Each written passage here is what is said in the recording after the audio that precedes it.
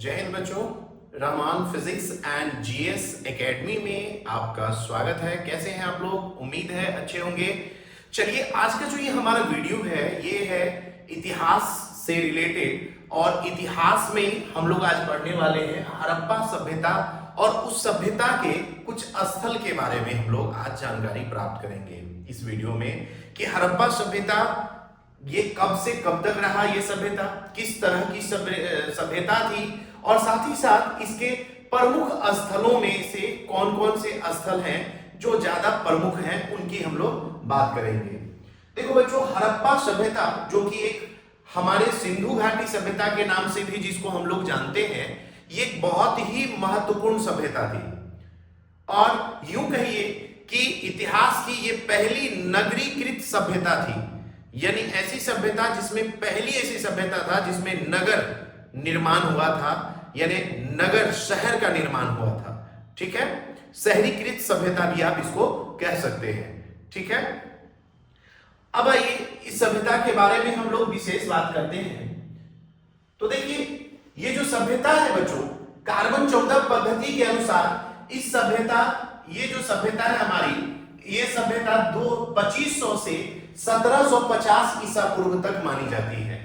Carbon 14 पद्धति के अनुसार इस सभ्यता का जो समय काल है बच्चों, वो है 2500 से ईसा पूर्व से 2750 ईसा पूर्व। जैसा कि आप जानते हैं कि हम लोग ईसा पूर्व में ज्यादा से कम की ओर बढ़ते हैं। अब देखो, इसको 3 भाग में बांटा गया है, और वो 3 भाग कौन कौन से हैं? तो ये देखिए, हमारे ये 3 भाग हुए। प्राक हड़प्पा, एक जिसको कहते हैं, यानी कि प्री हड़प्पन सिविलाइजेशन, हड़प्पा से पहले की, तो वो 3300 से 2500, ये हड़प्पा से पहले की बात हो रही है, इसलिए हम 2500 से स्टार्ट होता है हड़प्पा। मुख्य हड़प्पा काल जो है, जो वो स्टार्ट होता है आपका 2500 से, लेकिन ये प्री हड़प्पन है, यानी हड़प्पा से पहले की बात हो रही है। तो ये 3300 से 2500 बीसी के बीच, यानी ईसा पूर्व तक था, जो कि एक ग्रामीण परिवेश में था, एक नगरीकृत नहीं था। इसके बाद दूसरा जो हमारा है इसका भाग हड़प्पा का, वो है परिपक्व हड़प्पा, जो कि 2500 से आपका था 1900 बीसी, जो कि एक नगरीकृत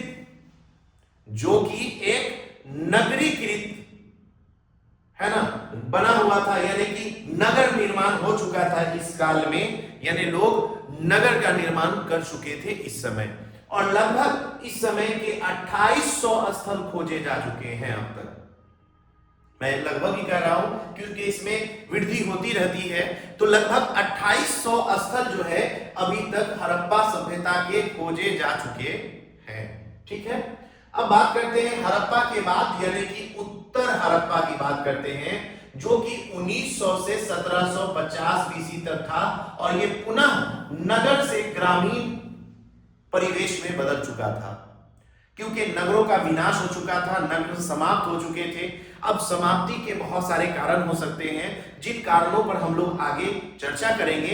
अब जैसे हो सकता है कि कोई प्राकृतिक आपदा आ गया हो, विदेशी आक्रमण हुआ हो, तो बहुत सारी कारण हो सकता है जिसके वजह से जो लोग सुदूर गांव में बसते रहे होंगे वो किसी तरह से बच गए, और जो शहर था उस पर आक्रमण या फिर किसी तरह के आपदा वगैरह के कारण वो पूरी तरह से तहस नहस हो चुका था, समाप्त हो चुका था। ठीक है, अब देखिए इस काल की क्या विशेषताएं थी।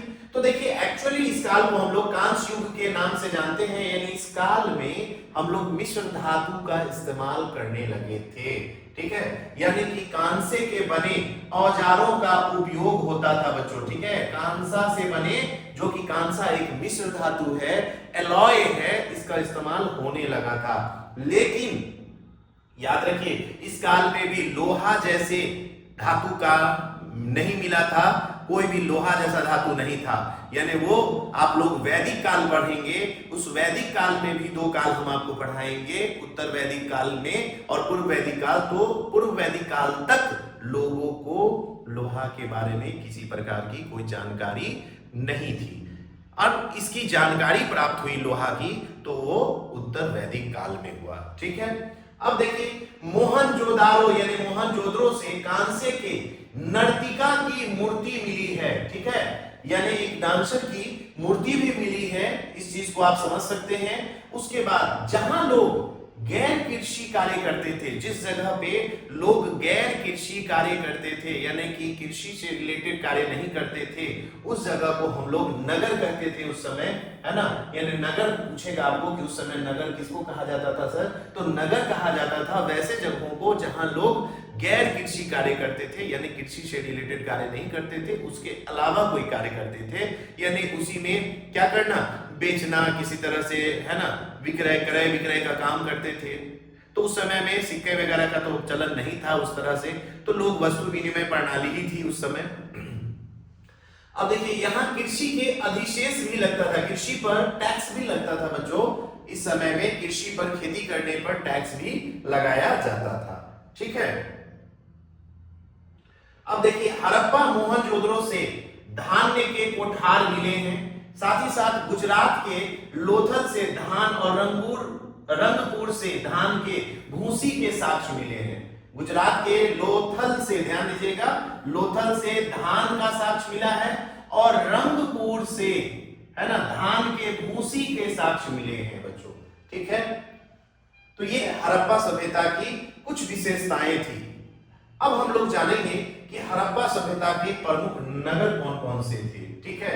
अब देखिए हड़प्पा सभ्यता की बात करते हैं तो हड़प्पा मोहनजोदड़ो आदि से क्या हुआ, धान्य के कोठार मिले हैं जिसकी चर्चा अभी हम लोगों ने की, और गुजरात के लोथल से धान के और रंगपुर से भूसी के, रंगपुर से किस चीज का, तो भूसी, धान के भूसी, यानी जिसको भूसा कहते हैं ना, वो लोग कहते हैं दिमाग में भूसा भरल हो कि रे, है ना, तो वो भूसी के साक्ष्य मिले हैं बच्चों, ठीक है। ध्यान रखेंगे कि हड़प्पा मोहनजोदड़ो आदि से बहुत सारी चीजें मिली हैं, धान्य कोठार मिले हैं। उन धान्य कोठारों में क्या मिला, गुजरात के लोथल से धान का साक्ष्य मिला, और रंगपुर से हमें किस चीज का साक्ष्य मिला है, वो मिला है धान के भूसी का साक्ष्य मिला है, ठीक है। अब हम लोग बात करते हैं कि हड़प्पा के महत्वपूर्ण नगर कौन कौन से थे। तो पहला इस सभ्यता का जो नगर था वो था हड़प्पा। ये पाकिस्तान के पंजाब प्रांत के मांटगोमरी जिले में है ना, मांटगोमरी, यहाँ पे आकार छूट गया है, जो रावी नदी के तट पर स्थित है, ठीक है। यह पाकिस्तान के पंजाब प्रांत के, जैसे भारत में एक पंजाब है, बिल्कुल पाकिस्तान में भी उसी तरह का एक पंजाब प्रांत है, उसी के मांटगोमरी जिले के रावी नदी के तट पर स्थित ये जगह है जो कि हड़प्पा के नाम से जाना जाता है। और यहां से क्या मिला है, याद रखना है, कब्रिस्तान के साक्ष्य मिले हैं जिसे R37 नाम दिया गया, यानी कि हड़प्पा से किस चीज का साक्ष्य मिला है बच्चों, हड़प्पा, जो कि हड़प्पा सभ्यता के जो प्रमुख नगर थे उनमें से एक नगर था हमारा हड़प्पा। तो याद रखिए हड़प्पा के से क्या चीज का साक्ष्य मिला है, कब्रिस्तान का साक्ष्य मिला है, और इस कब्रिस्तान का नाम क्या दिया गया था, R37 नाम दिया गया है, ठीक है। याद रखेंगे कि पाकिस्तान यानी प्रांत के मांटगोमरी जिले के रावी नदी के तट पर हड़प्पा स्थित है, जहां से क्या मिला है, कब्रिस्तान का साक्ष्य मिला है, और इसे नाम दिया गया R37, ठीक है। चलिए अब हम लोग चलते हैं इसके दूसरे नगर पर। दूसरा जो नगर है वो है मोहनजोदड़ो, ठीक है बच्चों।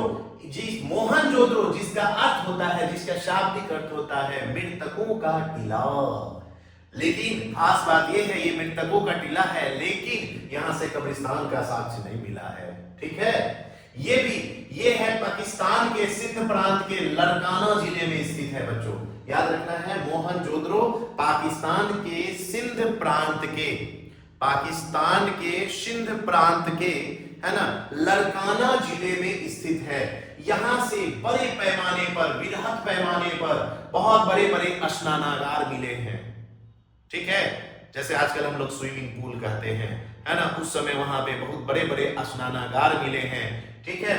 और यहां से अभी जैसा कि मैंने बताया एक भी कब्रिस्तान का साक्ष्य नहीं मिला है, और यहां से नर्तिका की कांसे की मूर्ति मिली है। ये सब ऑब्जेक्टिव पॉइंट है, आपकी कॉम्पिटिटिव एग्जामिनेशन में ये पूछता रहता है कि यहां से क्या मिला है, यानी मोहनजोदड़ो से क्या मिला है, तो मोहनजोदड़ो से नर्तिका की कांसे की मूर्ति मिली है, ठीक है। और ये कहां है, पाकिस्तान के सिंध प्रांत के लड़काना जिले में है, और यहां से बृहद पैमाने पर स्नानागार भी मिले हैं। ठीक है, क्लियर। चलिए अगले चान्होद्रो।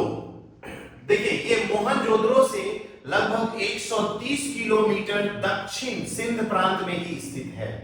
तो जैसे ही मैंने कहा 130 किलोमीटर, इसका मतलब ये भी लगभग कहां है, पाकिस्तान प्रांत में ही पड़ता है। तो चान्होद्रो जो है ये मोहनजोदड़ो से 130 किलोमीटर दक्षिण सिंध प्रांत में स्थित है ना। ये एकमात्र ऐसा हड़प्पा का स्थल है बच्चों जो दुर्गीकृत नहीं है। कहने का मतलब बहुत ज्यादा डेवलप्ड नहीं है, बहुत ज्यादा डेवलप नहीं था ये, है ना, क्योंकि सुदूर होने के कारण, एकदम दक्षिण में होने के कारण यहाँ बहुत ज्यादा डेवलपमेंट के कार्य नहीं हुए थे। और सबसे महत्वपूर्ण बात कि यहां से लिपस्टिक के साक्ष्य मिले हैं। तो सोच लीजिए कि उस समय में भी लोग लिपस्टिक लगाते थे। आजकल यूं ही हम लोग बदनाम करते हैं महिलाओं को, यानी नया नया फैशन है, बल्कि ये नया फैशन नहीं है, ये तो बहुत पुराना फैशन है ना, ओल्ड फैशन बात। ठीक है, चलिए अगला है लोथल। लोथल जैसा कि आप जानते हैं कि ये गुजरात के खंबात की खाड़ी में भोगवा नदी के तट पर स्थित है। लोथल जो कि गुजरात के खंबात की खाड़ी में भोगवा नदी के तट पर स्थित जगह है।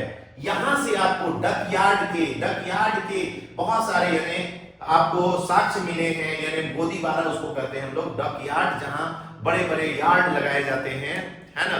नाव बनाने का जो जगह होता है, जल में चलने वाले जो नाव होते हैं, बड़े बड़े जहाज होते हैं, वो बनाने की जगह ये मिले, इसीलिए इसको हम लोग बंदरगाहों का शहर भी कहते हैं।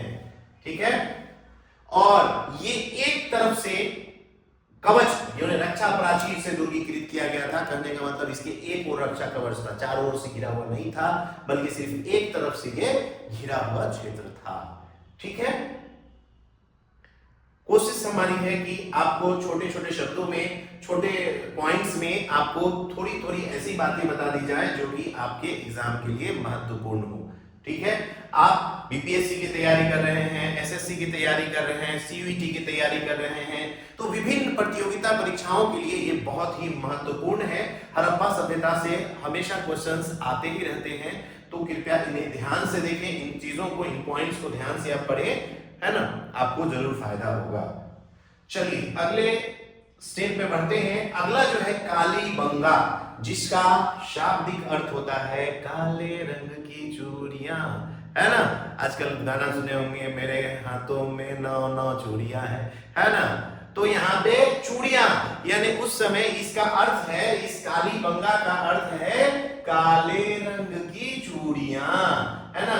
ये राजस्थान के हनुमानगढ़ जिले में है बच्चों। ठीक है, ये राजस्थान के कहां है, हनुमानगढ़ जिले में है। यहां से जुटे हुए खेत, अग्नि वेदिका, अलंकृत फर्श, डिजाइनर फर्श, है ना, लकड़ी की नालियां इत्यादि के साक्ष्य मिले हैं। और एक चीज, यहां से कच्ची ईंटों का ये प्रयोग होता था मकान बनाने में, इस बात का भी साक्ष्य मिला है कि यहाँ मकान बनाने में, है ना, भवन निर्माण में कच्ची ईंटों का उपयोग होता था। ठीक है, ये कालीबंगा में क्या क्या साक्ष्य मिला है, उम्मीद है आपको दिक्कत नहीं होगा, अच्छे से समझ रहे हैं। ये एक रिकॉर्डेड वीडियो हम बना रहे हैं, क्योंकि हम चाह रहे हैं कि हाई क्वालिटी में आपको मिले। और थोड़ा सा शाम में क्या होता है कि हमारे यहाँ थोड़ा नेटवर्क का भी इशू रहता है, इसलिए हमने रिकॉर्डेड वीडियो बना दिया है। ठीक है, ऐसे लाइव लेना था लेकिन रिकॉर्डेड वीडियो ही दे रहे हैं। चलिए कोई बात नहीं है, पढ़ाई होनी चाहिए। अब अगला जो है बच्चों बड़ावली, यह हरियाणा के हिसार जिले में है और यहां से हल की आकृति मिली है। ठीक है, जो कि मिट्टी का बना हुआ था उसका आकृति मिला है, हल की आकृति मिली है। ये बड़ावली जो है हरियाणा के हिसार जिले में है बच्चों। ठीक है, हरियाणा के किस जिले में, हिसार जिले में है, जहां से आपको क्या साक्ष्य मिला है, हल की आकृति का साक्ष्य मिला है। ठीक है, अगला है हमारा सुत्कगंडोर, है ना। सुत्कगंडोर यह सिंधु घाटी के सभ्यता की सबसे पश्चिमी स्थल है बच्चों। ये सिंधु घाटी सभ्यता की सबसे सुदूर पश्चिमी स्थल है, एकदम पश्चिम में, चल जाओ है ना, वेस्ट में, है ना। बात समझ में आया? ये पाकिस्तान के बलूचिस्तान प्रांत में स्थित है। यहां से एक किले का साक्ष्य मिला है जो चारों ओर से सुरक्षा कवच से यानी घिरा हुआ था, रक्षा प्राचीर से घिरा हुआ था। ठीक है, यानी चारों ओर रक्षा प्राचीर था, यानी इनको आक्रमण का डर था। इन्हें लगता था कि कहीं से आक्रमण हो सकता है। ठीक है, इसलिए चारों ओर से इन्होंने क्या किया था, रक्षा प्राचीर बनाया हुआ था। ठीक है बच्चों, तो ये बात हम लोग कर रहे थे, सुत्कगन की बात कर रहे थे। ठीक है,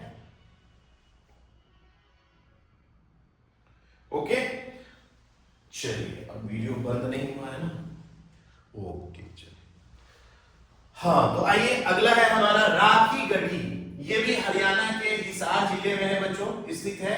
ये याद रखना है ऑब्जेक्टिव में कि भारत का सिंधु सभ्यता का सबसे बड़ा स्थल कौन है, तो ये है राखी गढ़ी। ठीक है, राखी गढ़ी जो है वो भारत का सबसे बड़ा स्थल है सिंधु सभ्यता का। ठीक है, यहां से बर्तन, मुहर, मूर्ति, आभूषण, इन सब चीजें को खोजा गया है। यहाँ इनके साक्ष्य मिले हैं कि ये सारी चीजें थी उस समय। ठीक है, तो इससे सबसे बड़ा तो क्वेश्चन ये बनेगा, भारत का सबसे बड़ा स्थल है ना, सिंधु घाटी सभ्यता का सबसे बड़ा स्थल कौन था। चलिए, तो हम लोग आ गए हैं आज के अंतिम पड़ाव पर, धौलावीरा, है ना। ये गुजरात के कच्छ में स्थित है। ठीक है, यहां जल प्रबंधन की एक अद्भुत व्यवस्था थी, यानी जल संचय करने का एक बहुत ही नायाब तरीका अपनाया गया था। यानी यहाँ बहुत बड़े स्तर पर जल का संचय किया जाता था और संभवतः की खेती बाड़ी करने के लिए किया जाता होगा, है ना। इसे अपने समय का सबसे भव्य शहर भी माना जाता है ना। जैसे कि अभी मान लीजिए ना, मुंबई हो गया अभी के समय का, दिल्ली हो गया, ये सब भव्य शहर में गिना जाता है, कोलकाता हो गया, बिल्कुल उसी तरह से ये अपने समय का सबसे भव्य शहर माना जाता था। यहाँ मिट्टी की बर्तन, मोती, मोहरे और औजार भी मिले हैं। यहाँ के लोग तांबा, सीसा और चूना पत्थर का भी उपयोग करते थे, यानी इन सबसे वाकिफ थे।